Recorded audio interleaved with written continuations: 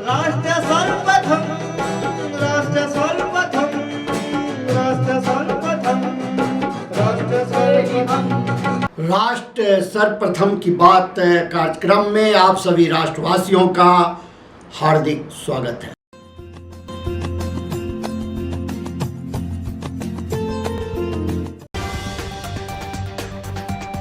प्रधानमंत्री नरेंद्र मोदी ने स्वतंत्रता दिवस 2024 से पहले खास अभियान की शुरुआत की। भारत अपने 78वें स्वतंत्रता दिवस का जश्न मनाने की तैयारी में है। ऐसे में प्रधानमंत्री नरेंद्र मोदी ने देश के नागरिकों से अपने घरों पर राष्ट्रीय ध्वज फहराकर हर घर तिरंगा अभियान को एक जन आंदोलन बनाने का आग्रह किया। दिल्ली के पूर्व उप मुख्यमंत्री मनीष सिसोदिया को आज तब बड़ी राहत मिली जब उन्हें शराब घोटाला मामले में सुप्रीम कोर्ट से जमानत मिली। सिसोदिया को जमानत मिलने का जहां आम आदमी पार्टी और विपक्ष के नेताओं ने स्वागत किया, वहीं भाजपा की सधी हुई प्रतिक्रिया सामने आई है। कांग्रेस की दिग्गज नेता सोनिया गांधी के नेतृत्व में विपक्षी दलों ने एक बार फिर राज्यसभा से समाजवादी पार्टी की सांसद जया बच्चन के समर्थन में वॉकआउट किया। जम्मू कश्मीर में विधानसभा चुनाव जल्द ही कराए जाने के बढ़ते आसार के बीच तमाम राजनीतिक दल अपनी अपनी तैयारियों में जुट गए हैं। आप नेता मनीष सिसोदिया को जमानत दिए जाने पर भाजपा ने भी अपनी प्रतिक्रिया दी है। भाजपा सांसद बांसुरी स्वराज ने एक संवाददाता सम्मेलन में कहा कि इस साल ही उनकी जमानत याचिका 7 बार खारिज हो चुकी है। राष्ट्रीय जनता दल के सांसदों ने बिहार को विशेष दर्जा देने की मांग को लेकर संसद के बाहर प्रदर्शन किया। गुरुवार को दिल्ली के कुछ हिस्सों में हल्की बारिश हुई, जिससे लोगों को उमस भरे मौसम से थोड़ी राहत मिली। भारत मौसम विज्ञान विभाग के अनुसार अधिकतम तापमान 34.1 डिग्री सेल्सियस दर्ज किया गया, जो इस मौसम में सामान्य है। उत्तर प्रदेश के मुख्यमंत्री योगी आदित्यनाथ ने राज्य प्रशासन के वरिष्ठ अधिकारियों के साथ बैठक कर प्रदेश की कानून व्यवस्था तथा लोक कल्याणकारी कार्यक्रमों की समीक्षा की। दक्षिण कश्मीर हिमालय स्थित अमरनाथ गुफा मंदिर में बाबा बर्फानी के दर्शन के लिए शुक्रवार को 390 से अधिक श्रद्धालुओं का एक नया जत्था रवाना हुआ। दक्षिणी पूर्वी दिल्ली के अमर कॉलोनी में एक रेस्टोरेंट में संदिग्ध तौर पर गैस रिसाव से विस्फोट के बाद आग लग गई। राष्ट्रपति द्रौपदी मुर्मू ने न्यूजीलैंड के ऑकलैंड में भारतीय समुदाय के स्वागत समारोह को संबोधित किया। इस दौरान अपने संबोधन में राष्ट्रपति ने न्यूजीलैंड के विकास और समृद्धि में महत्वपूर्ण भूमिका निभाने के लिए भारतीय समुदाय की सराहना की। वहीं व्यापार से लेकर शिक्षा, स्वास्थ्य से लेकर प्रौद्योगिकी तक उनके योगदान को अमूल्य बताया। इसके साथ ही राष्ट्रपति ने भारतीय समुदाय के समर्पण, कड़े परिश्रम और रचनात्मक भावना की प्रशंसा की। उन्होंने कहा कि ये मूल्य हमें पीढ़ियों से मार्गदर्शन देते रहे हैं और भविष्य में भी हमें प्रेरित करते रहेंगे। प्रिय प्रवासी भाई और सदस्यगण, आप सभी को भारत में अपने भाई और बहनों की ओर से हार्दिक अभिनंदन। ऑकलैंड में ऐसे जीवंत और ओजस्वी इंडियन कम्युनिटी के बीच उपस्थित होना मेरे लिए खुशी और सम्मान की बात है। आज जब मैं आपके सामने खड़ी हूँ तो मैं न्यूजीलैंड में भारतीय प्रवासियों के साहस और उपलब्धियों को देखकर गौरवान्वित हूँ। यहाँ के भारतीय समुदाय इस खूबसूरत देश के सामाजिक ताने बाने का अभिन्न अंग बन गया है। भारतीय समुदाय ने यहाँ के विकास और समृद्धि में अहम भूमिका निभाई है। व्यवसाय से लेकर शिक्षा जगत, स्वास्थ्य सेवा से लेकर प्रौद्योगिकी तक आपका योगदान अमूल्य रहा है। आपके समर्पण और कड़ी मेहनत से न केवल आपके परिवारों का उत्थान किया है, बल्कि व्यापक न्यूजीलैंड समाज और अर्थव्यवस्था में भी बहुत बड़ा योगदान दिया है। हमारे कई प्रवासी सदस्यों ने इस देश में बहुत ऊंचाइयां हासिल की है। शिक्षा के क्षेत्र में हमारा सहयोग अत्यंत सहयोगी रहा है। हजारों भारतीय छात्र न्यूजीलैंड में अध्ययन कर रहे हैं।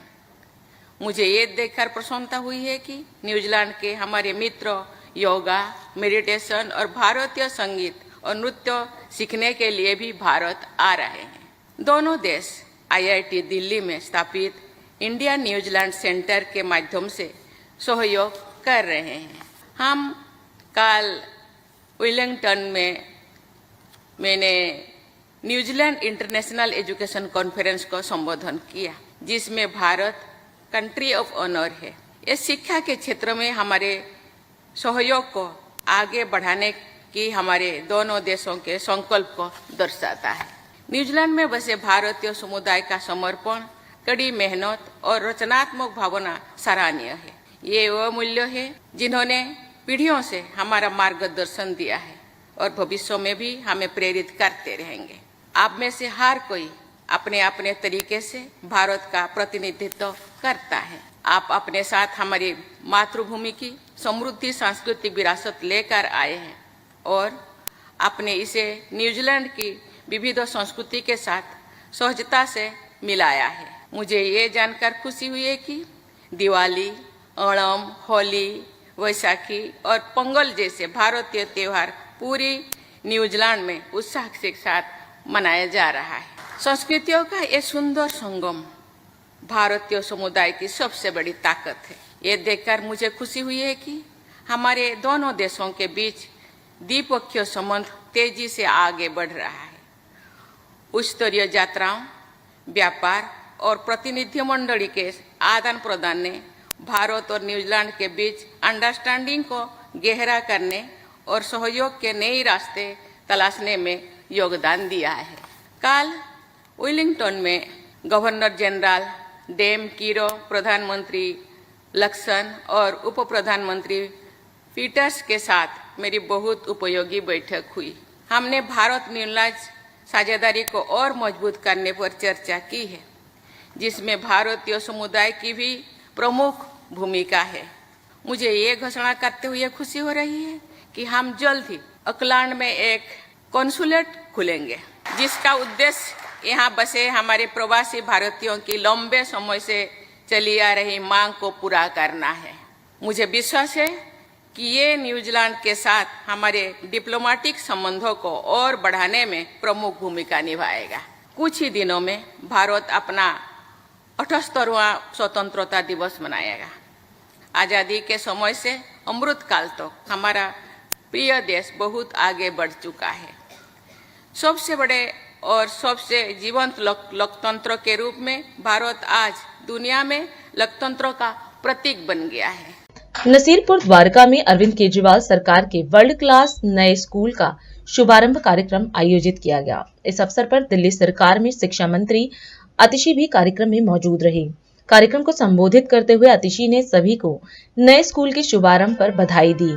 इसके साथ ही उन्होंने पूर्व शिक्षा मंत्री और आप नेता मनीष सिसोदिया को जमानत मिलने को लेकर कहा कि दिल्ली की शिक्षा क्रांति के जनक मनीष सिसोदिया को सुप्रीम कोर्ट ने जमानत दे दी है। आज शिक्षा की जीत हुई है, सत्य की जीत हुई है। वहीं आतिशी ने कहा कि जिस स्कूल का आज उद्घाटन किया गया है वह सभी सुविधाओं से लैस है। इस स्कूल में 55 से अधिक classroom, 9 laboratory, 2 library, activity room और वर्ल्ड क्लास स्विमिंग पूल भी बनाया गया है। आप सबको आज शानदार स्कूल खोलने के लिए बहुत बहुत बधाई, बहुत बहुत मुबारकबाद। लेकिन आज इस स्कूल पे बधाई देने से पहले, इस स्कूल के बारे में बताने से पहले मैं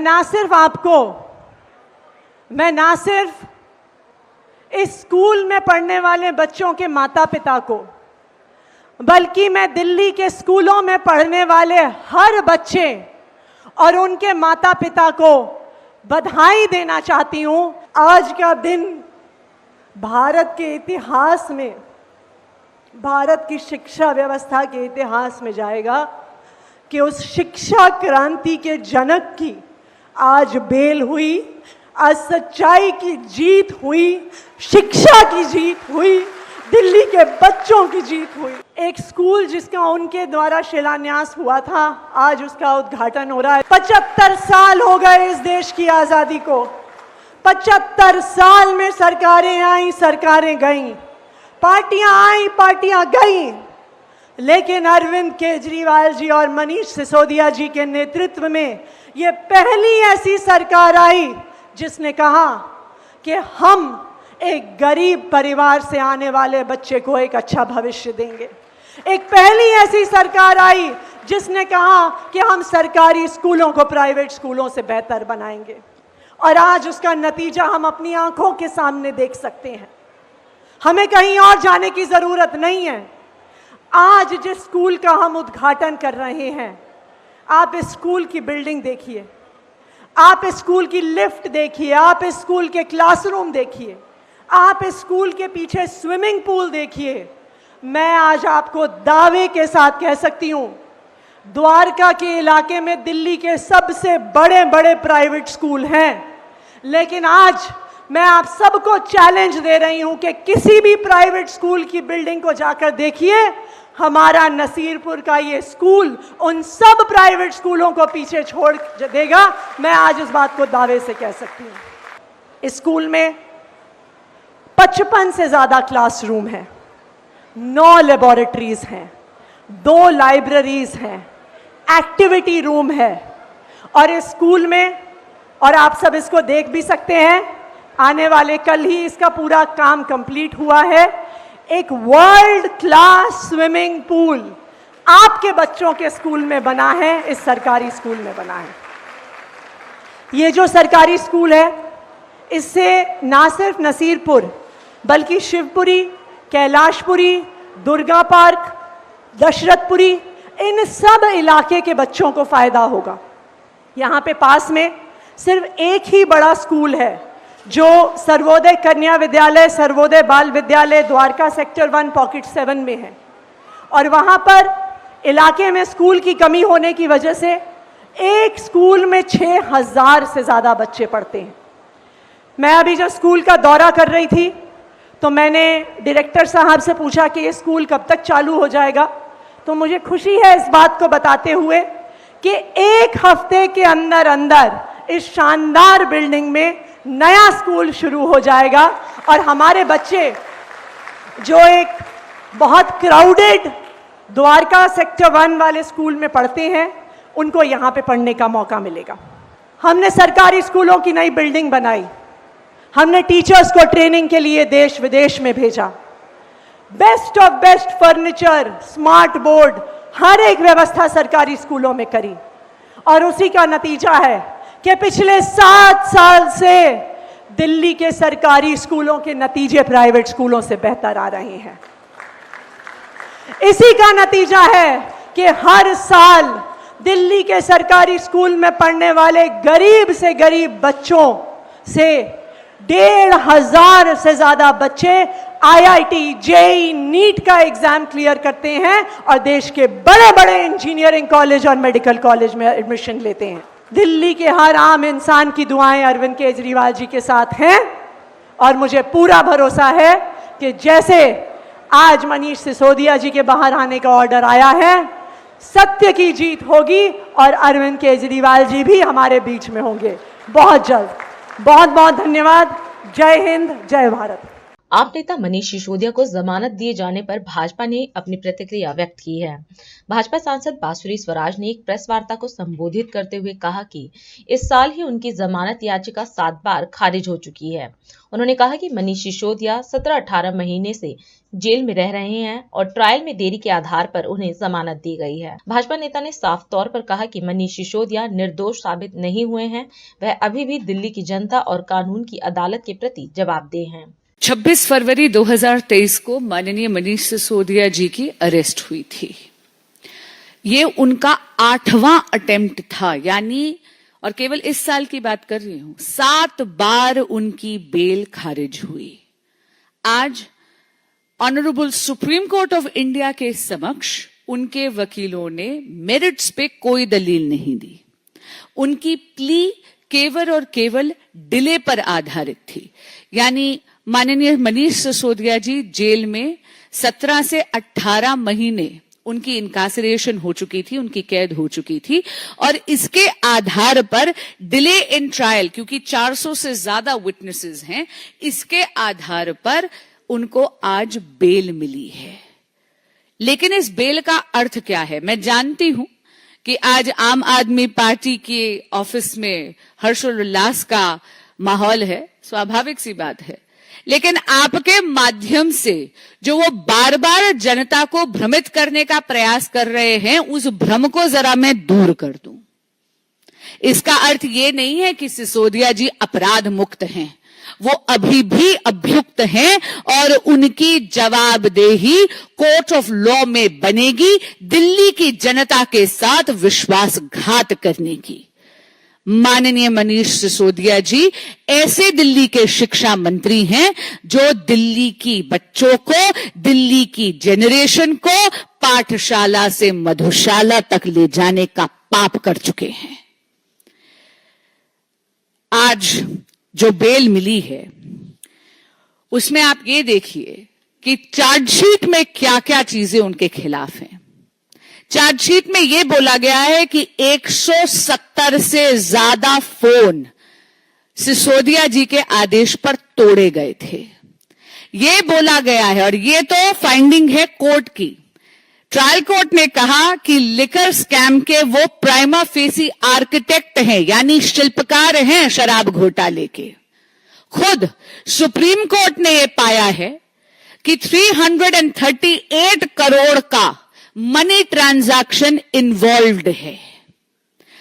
उनको यह बोला गया कि उनको अपना पासपोर्ट सरेंडर करना है। उनको यह बोला गया कि हर मंडे जाकर उनको पुलिस के समक्ष पेश होना है। हां, इतना जरूर कहूंगी कि जब 17 महीने कैद में हो जाते हैं तो बेल मिलना बहुत स्वाभाविक बात है। इसका अर्थ कतई ही नहीं है कि वो अपराध मुक्त हैं। दिल्ली की जनता के साथ आम आदमी पार्टी की नेतृत्व ने, खुद माननीय मनीष सिसोदिया जी ने, माननीय मुख्यमंत्री अरविंद केजरीवाल जी ने घोटाले पे घोटाला करा है। शराब घोटाला तो एक लंबी श्रृंखला का केवल एक अंग है। शराब घोटाला, क्लासरूम घोटाला, दिल्ली में जल बोर्ड का घोटाला, पैनिक बटन का घोटाला। अगर आपके सामने मैं एक पूरी लिस्ट दूं तो सुबह से शाम हो जाए। माननीय मनीष सिसोदिया जी को आज जो ये बेल मिली है, ये एक प्रोसीजरल ऑर्डर है। सर्वोच्च न्यायालय के इस निर्णय का तो भारतीय जनता पार्टी स्वागत करती है, लेकिन इतना जरूर कहेगी कि माननीय मनीष सिसोदिया जी की दिल्ली की जनता के प्रति और कोर्ट ऑफ लॉ में जवाबदेही बरकरार रहती है। धन्यवाद। अभी समय है एक ब्रेक का। हम चलते हैं ब्रेक पर। आप कहीं जाए नहीं, छोटा सा ब्रेक।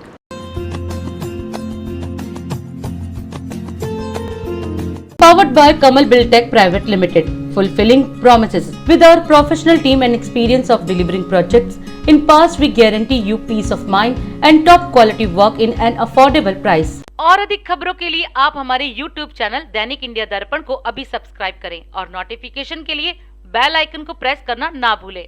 राष्ट्र सर्वप्रथम की बात कार्यक्रम में ब्रेक के बाद एक बार फिर आप सभी राष्ट्रवासियों का स्वागत है। उत्तर प्रदेश की वीरभूमि काकोरी में काकोरी ट्रेन एक्शन शताब्दी महोत्सव के अंतर्गत वीरों के नमन कार्यक्रम का शुभारंभ किया गया। मुख्यमंत्री योगी आदित्यनाथ ने कार्यक्रम का उद्घाटन करते हुए डाक अनावरण व संस्कृत विभाग द्वारा निर्मित पुस्तिका का विमोचन किया।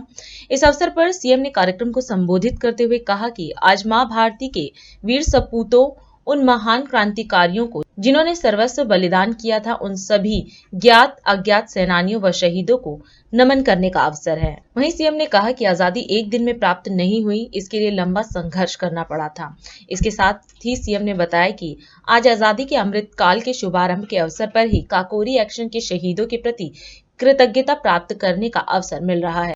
काकोरी ट्रेन एक्शन के शताब्दी महोत्सव के शुभारंभ के अवसर पर उन महान क्रांतिकारियों के परिवार के सभी सम्मानित सदस्यगण, शहीद परिवारों, वीर नारियों और पूर्व सैनिकों के साथ ही युवा ऊर्जा के प्रतीक हमारे सभी नौजवान साथियों, प्यारे विद्यार्थियों और उनके सभी सम्मानित अभिभावक और उपस्थित बहनों और भाइयों, मैं सबसे पहले काकोरी ट्रेन एक्शन शताब्दी महोत्सव के अवसर पर प्रदेश भर से अलग अलग स्थानों पर आयोजित समारोह में उपस्थित प्रदेश सरकार के हमारे सभी मंत्रीगण, सभी माननीय जनप्रतिनिधिगण, सभी माननीय स्वतंत्रता संग्राम सेनानी और क्रांतिकारियों के परिजन, शहीद परिवारों के परिजन, वीर नारियां, पूर्व सैनिक और उपस्थित सभी प्रदेश भर के हमारे सभी उपस्थित बहनों और भाइयों, काकोरी ट्रेन एक्शन के शताब्दी समारोह के शुभारंभ के अवसर पर मैं आप सबका हृदय से स्वागत करता हूं। उन महान क्रांतिकारियों का जिन्होंने भारत की स्वाधीनता के लिए अपना सर्वस्व न्यौछावर किया था, उनकी स्मृतियों को नमन करते हुए देश के ज्ञात और अज्ञात सभी क्रांतिकारियों, स्वतंत्रता संग्राम सैनिकों, सेनानियों, शहीदों और भारत माता के लिए अपने आप को समर्पित करने वाले सभी ज्ञात अज्ञात सेनानियों को मैं नमन करते हुए अपनी विनम्र श्रद्धांजलि अर्पित करता हूं। हम सब जानते हैं कि देश 1947 में 15 अगस्त के दिन आजाद हुआ, लेकिन आजादी अचानक हमें नहीं मिली। आजादी के लिए एक लंबा संघर्ष हुआ था। अलग अलग कालखंडों में हुआ यह संघर्ष इतिहास के पन्नों में आज भी हम जानते हैं, पहचानते हैं। उनसे जुड़े हुए स्थल आज भी हमारे लिए तीर्थ स्थल बनकर के एक नई प्रेरणा के स्रोत बने हुए हैं। अभी 2 वर्ष पहले हमें उत्तर प्रदेश के अंदर चौरी चौरा की 1922 में घटित उस ऐतिहासिक घटना को शताब्दी महोत्सव के साथ जोड़ने का अवसर प्राप्त हुआ। 2023 आदरणीय प्रधानमंत्री जी के मार्गदर्शन और नेतृत्व में हम लोगों ने देश की आजादी के अमृत महोत्सव के आयोजन के साथ जुड़ने का अवसर हमें प्राप्त हुआ और आजादी के अमृत काल के शुभारंभ के अवसर पर ही काकोरी ट्रेन एक्शन के महानायकों के प्रति कृतज्ञता ज्ञापित करने का एक अवसर हमें प्राप्त हुआ है।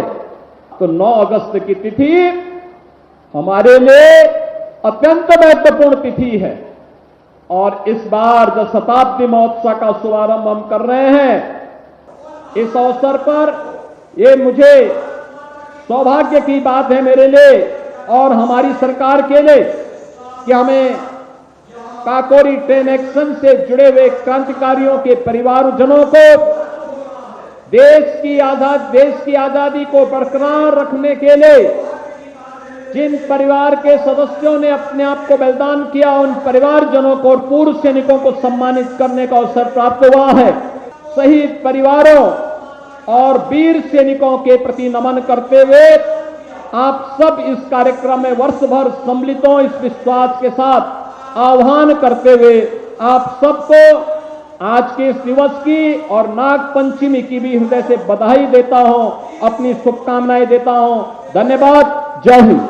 उच्च सदन में भारी हंगामे के बीच उपराष्ट्रपति और राज्यसभा के सभापति जगदीप धनखड़ की समाजवादी पार्टी की सांसद जया बच्चन से तीखी नोकझोंक हुई, जिसके बाद कांग्रेस नेता सोनिया गांधी के नेतृत्व में विपक्षी दलों ने एक बार फिर राज्यसभा से समाजवादी पार्टी की सांसद जया बच्चन के समर्थन में वॉकआउट किया। वहीं इसी कड़ी में विजय चौक नई दिल्ली में कांग्रेस नेता अजय माकन और प्रमोद तिवारी ने मीडिया को संबोधित किया। इस दौरान अजय माकन ने कहा कि अगर सदन के अंदर विपक्ष अपनी आवाज नहीं उठाएगा तो लोकतंत्र कैसे चलेगा। वहीं कांग्रेस सांसद प्रमोद तिवारी ने कहा कि परंपरा है कि जब सदन के नेता या विपक्ष के नेता जो संवैधानिक पद पर हैं बोलने के लिए खड़े होते हैं तो दोनों को प्राथमिकता दी जानी चाहिए, लेकिन इसका पालन नहीं किया जा रहा है। आज राज्यसभा में जो भी हुआ वो अप्रत्याशित था। तमाम ऑपोजिशन पार्टीज को ऐसा लगा कि सभापति महोदय पक्षपात पूर्ण उनका रवैया है और सभापति को राज्यसभा जैसे सदन का, जो कि पूरे के पूरे देश के अंदर एक ऐसा सदन है जो मापदंड तय करता है पूरे देश के अंदर सभी सदनों को किस प्रकार से चलाया जाए, वहाँ पे सभापति महोदय को कम से कम किसी भी पक्ष का साथ नहीं देते हुए नजर आना चाहिए। और ये केवल कांग्रेस पार्टी अकेले को ऐसा महसूस नहीं हुआ, तमाम विपक्षी पार्टी को, उनके नेताओं को ऐसा महसूस हुआ है। विपक्ष को जो भूमिका, जो तवज्जो, जो इम्पोर्टेंस मिलनी चाहिए वो नहीं मिल रही। और अगर राज्यसभा के अंदर, सदन के अंदर विपक्ष की आवाज़ अगर पूरी तरीके से नहीं गूंजेगी तो लोकतंत्र कैसे चलेगा। परिपाटी जो राज्यसभा चलती है उसको देख करके पूरे देश के अंदर तमाम सदन और तमाम सदनों में बैठने वाले अध्यक्ष उसी तरीके का अनुसरण करते हैं। और अगर राज्यसभा के अंदर विपक्ष को ऐसा लगेगा कि उनकी आवाज़ को दबाया जा रहा है तो पूरे हिंदुस्तान में प्रदेशों के अंदर भी जो सदन है उनको भी, वहाँ पर भी कैसे लोकतंत्र जिंदा रहेगा। आज सबसे बड़ा प्रश्न ये है। बहुत स्पष्ट है, ये संसदीय परंपरा भी है, नज़ीर भी है और स्पष्ट आश्वासन भी है सदन के अंदर कि नेता विरोधी दल और नेता सदन जब सदन में कोई बात अपनी रखना चाहें उन्हें और संसदों पर तरजीह मिलती है, प्राथमिकता मिलती है। परंतु इधर काफ़ी दिनों से ऐसा हो रहा है कि हमारे नेता विरोधी दल, जिनको 50 वर्ष का संसदीय अनुभव है, जिनका मुख्य उद्देश्य एक ही रहता है कि किसी तरह देश की पीड़ित, शोषित गरीबों की आवाज़ वो उठाएं, पर उनका माइक बंद कर दिया जाता है। देश के 140 करोड़ की जनता के अधिकारों को अगर हम नहीं उठा सके उनकी आवाज़, तो ये लोकतंत्र का हनन है। इसके 2-3 दिन पहले भारतीय जनता पार्टी के सदस्य श्री घनश्याम तिवारी जी ने माननीय नेता विरोधी दल के लिए जिन शब्दों को चयन किया, ना तो वो भाषा अच्छी थी, ना भंगिमा अच्छी थी, ना टोन अच्छी थी। वो अपमानजनक, अशिष्ट और पूरी तरीके से अस्वीकार्य थी, जिसके लिए माननीय नेता विरोधी दल की तरफ से, हम लोगों की तरफ से एक विशेषाधिकार हनन की नोटिस दी गई थी। आज जानना चाहा विपक्ष ने कि उस पर क्या निर्णय हुआ। अभी निर्णय आया या नहीं? अगर लिखित है तो उसका जवाब लिखित आना चाहिए, क्योंकि सदन आज या सोमवार को स्थगित होना था और यह आश्वासन था कि जल्दी आ जाएगा। परंतु ये कहा गया था कि सदन के बाहर चैम्बर में श्री तिवारी ने ये कहा था कि मैं जो कुछ गलत हुआ है मैं उसके लिए माफ़ी मांगने को तैयार हूँ। मेरी भाषा में या मेरी, तो उसी को अनुरोध किया गया कि जो बात उन्होंने वहाँ कही है सदन के बाहर, चूँकि उन्होंने पहले सदन के अंदर कही थी तो सदन में कह दें, वो सदन की संपत्ति बन जाए, सबकी जानकारी में आ जाए। यही बात नेता विरोधी दल कह रहे थे, यही बात सारे दल के लोग कह रहे थे। मैंने भी उनका बात का समर्थन किया। वरिष्ठ सदस्य जया बच्चन जी, उन्होंने भी यही कहा कि हमें अपने कर्तव्यों के निर्वहन के समय कुछ भावभंगिमा ऐसी होती है जो उचित नहीं। फिर उसके बाद सरकार की तरफ से निंदा प्रस्ताव लाया गया। वो सरकार का प्रस्ताव है, सदन का प्रस्ताव नहीं है। तो अगर हमें अपने संवैधानिक दायित्वों का निर्वाह नहीं करने दिया गया, जिस तरह उन्हें बोलने में प्राथमिकता मिलनी चाहिए नहीं मिलती, माइक बंद होता है, या एक महिला सदस्य जो वरिष्ठतम सदस्य हैं वो अपनी बात कहें, उनकी पूरी होने के पहले उन्हें रोक दिया जाए, यह अनुचित। हम देश के 140 करोड़ जनता के दुख दर्द को उठाने के लिए यहाँ आए, हम उठा रहे हैं, उठाते रहेंगे। लोकतांत्रिक ढंग से हम अपना पूरा विरोध दर्ज कराते रहेंगे। और हम इतना कहना चाहते हैं कि हम निंदा प्रस्ताव जो सरकार लाई है, हम कहना चाहते हैं कि वो एक तमगा है हमारे लिए, एक हमारे लिए पुरस्कार है कि हम जनता की आवाज़ उठा रहे हैं। और अगर जनता की आवाज़ पर निंदा प्रस्ताव सरकार लाई है तो सरकार का रवैया लोकतंत्र में विश्वास करने वाला नहीं।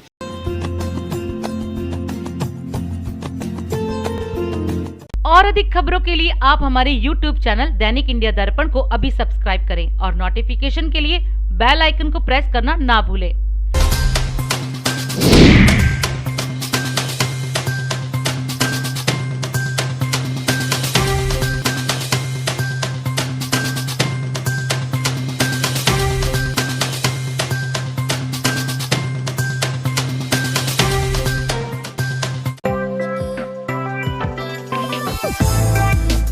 आज हम इस कार्यक्रम में आपसे विदा लेते हैं। आप अन्य खबरों के लिए बने रहे।